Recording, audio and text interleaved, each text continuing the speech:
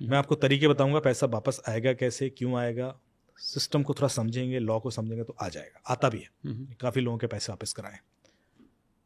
एक व्यक्ति का तो मैंने 188 करोड़ वापस कराया जर्मनी के अकाउंट से जो गया था, तो होप दे रहा हूँ 700-800 करोड़ करीब मैं करा चुका हूँ। रेडियो स्टेशन के भी कुछ लोगों के पैसे वापस आए थे, तो इसलिए आता है पैसा, भरोसा रखिए आ जाता है। लेकिन तरीका क्या है बता देता हूँ।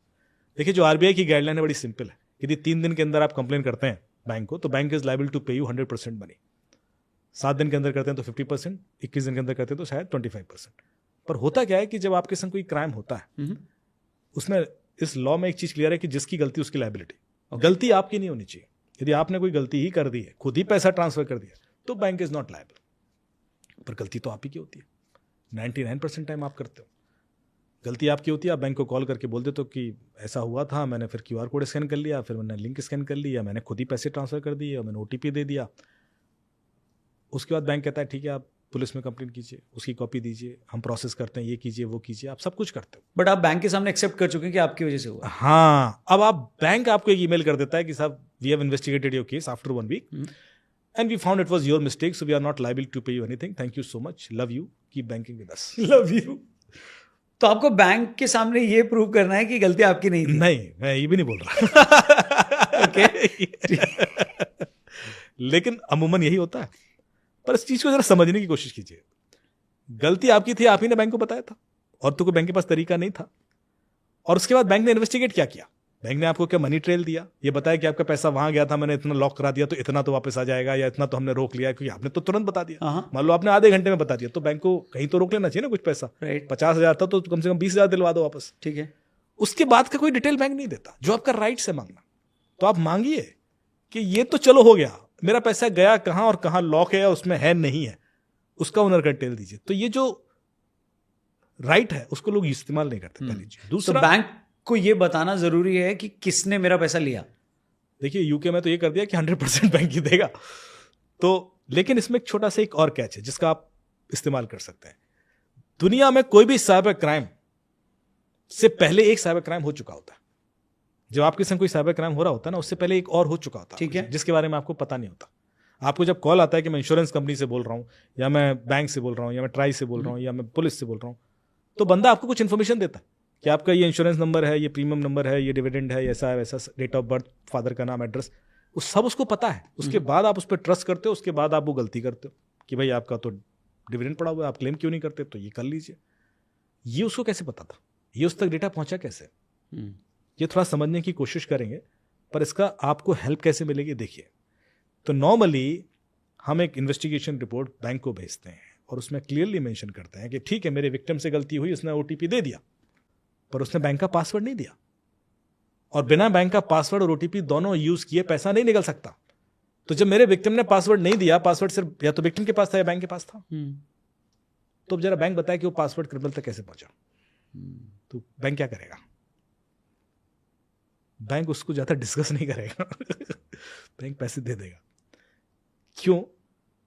क्योंकि बैंक के डेटा बाहर रहते हैं। बैंक और ये वैसे भी आप कोई हैक नहीं बता रहे हो, ये तो लीगल काम है। लीगल, मैं तो सिर्फ अपना लॉ को क्लियर कर रहा हूं कि देखिए आपको एक राइट लॉ को यूज कैसे करना है, थोड़ा सा उसके लिए अब एक केस बता दो। मैं इंडिया के मेरे ख्याल से टॉप 20 रिचेस्ट लोगों में वो आते होंगे, और उनका मुझे कॉल आया कि मेरा 188 करोड़ जर्मनी के अकाउंट से निकल गया है। उनका बिजनेस जर्मनी में भी था, हर जगह, तो उसी अकाउंट से निकल गया। उसी अकाउंट से।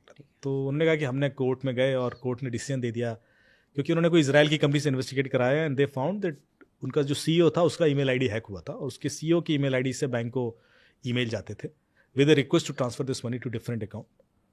तो पैसा जाता रहा, 3 महीने तक जाता रहा। तो मैंने कहा अच्छा, और बोले 188 crore was an accumulated amount over a period of 3 months. हाँ, वो कभी 3 मिलियन 7 मिलियन ऐसे करके टोटल 188 करोड़ होता। तो उसके बाद कोर्ट में गए, कोर्ट ने डिसीजन दिया because it was your CEO's mistake, it was your fault, so bank is not liable to pay anything. Court में केस क्लोज हो गया। अब मेरे पास आया था, तो जब मैंने इन्वेस्टिगेशन शुरू किया तो मैंने कहा कि भाई लैपटॉप दिला दो CEO का कि हैक कैसे हुआ था, किसने हैक किया था, कोई तो पीछे, किसी को तो पता था ना उस अकाउंट में इतना पैसा पड़ा हुआ है। राइट। तो बोले लैपटॉप तो नहीं दे सकते, वो तो हमने फॉर्मेट कर दिया। मैं क्यों? बोले उसमें बहुत सेंसिटिव डेटा था, कल के दिन पुलिस मांगती तो गड़बड़ हो जाती। तो उन्हें मोबाइल दिला दो। बोले मोबाइल तो बिल्कुल नहीं मिल सकता, तो प्रिवेसी लॉ के अगेंस्ट है। तो मैंने फिर कैसे पकड़ूंगा मैं? बोले कुछ और तरीका लगाइए। तो मैंने कहा ईमेल सर्वर का लॉक दिला दीजिए। तो वो ईमेल सर्वर का लॉक आया तो आई नोटिस कि सीईओ का ईमेल आईडी कैसे हैक हुआ था, क्लियर हो गया। फिशिंग ईमेल आई थी, 2 फैक्टर ऑथेंटिकेशन था नहीं, और उसने पासवर्ड डाल दिया तो उसका पासवर्ड चला गया। और सीईओ के ईमेल से ईमेल जा रही थी, ये भी क्लियर दिख रहा था। पर उसी दौरान क्योंकि ड्यूरेशन काफी बड़ा था 3 महीने का, उस दौरान बैंक के ईमेल आईडी से इनको ईमेल आ रही थी बैंक स्टेटमेंट की हर हफ्ते, और उस बैंक स्टेटमेंट में क्लियर लिखा हुआ था 40 million pound intact in his account. तो मैंने कहा कि जब अकाउंट से पैसे निकल रहे हैं तो फिर ये बैलेंस क्यों नहीं चेंज हो रहा। सही बात है। तो मैंने जो बैंक से ईमेल आ रही थी उनके हेडर चेक किया, तो चेक किए तो पता पड़ा कि ईमेल जर्मनी की ईमेल सर्वर से आई नहीं है, तो यूएस से आई है इसका। और उस बैंक का यूएस में कोई ईमेल सर्वर है ही नहीं, तो इसका मतलब ये स्पूफ ईमेल है। किसी ने बैंक के ही ईमेल से जर्मनी के सर्वर से एक ईमेल किया। तो बैंक को भी हैक कर लिया था उसने। हैक नहीं, इसको बोलते हैं स्पूफिंग। स्पूफिंग इज पॉसिबल, ठीक है। ये एक टेक्निक है जो जब तो बैंक के ईमेल आईडी को उसने spoof पर ये ईमेल स्पूफ होती क्यों है? यदि बैंक का ईमेल सर्वर डीमार्क कंप्लायंट नहीं है तो इसके लिए कंप्लायंस लेना पड़ता है, एक चेक करना पड़ता है जिससे कि आपकी ईमेल स्पूफ ना हो। ठीक है। तो मैंने कहा यदि बैंक का यदि ईमेल सर्वर डीमार्क कंप्लायंट नहीं है, इट्स अ बिग इशू। तो मैंने कहा कोर्ट में दोबारा जाइए, अब तो बैंक की लायबिलिटी बनती है। तो कोर्ट में केस गया, फिर हमने आर्गूमेंट किया, और मेरा प्ली यही था कि साहब बैंक का बिजनेस ट्रस्ट का बिजनेस है, यदि बैंक के ही ईमेल से मुझे ईमेल आएगी तो मैं ट्रस्ट तो करूंगा ना।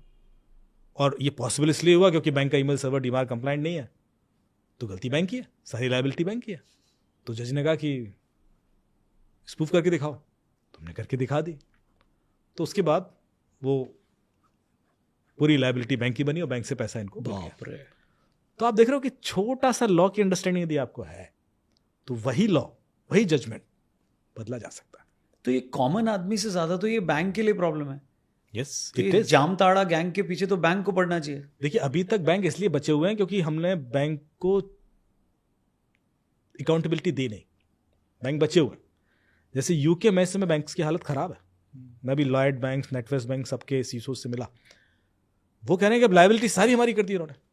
आप गलती आपकी होगी, आप अपने अकाउंट से खुद ही पैसा ट्रांसफर कर रहे हो और बैंक को बता रहे हो यार ये गलती से हो गया, अब वो पैसा निकल गया। राइट। लायबिलिटी पूरी बैंक की।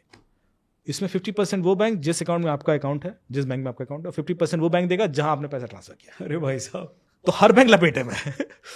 अब वहां पर वो लोग ये तरीके इस्तेमाल करने की कोशिश कर रहे हैं एआई बेस्ड कि हम प्रोएक्टिवली कैसे बता दें विक्टिम को कि भाई रुक जा पैसे मत ट्रांसफर कर।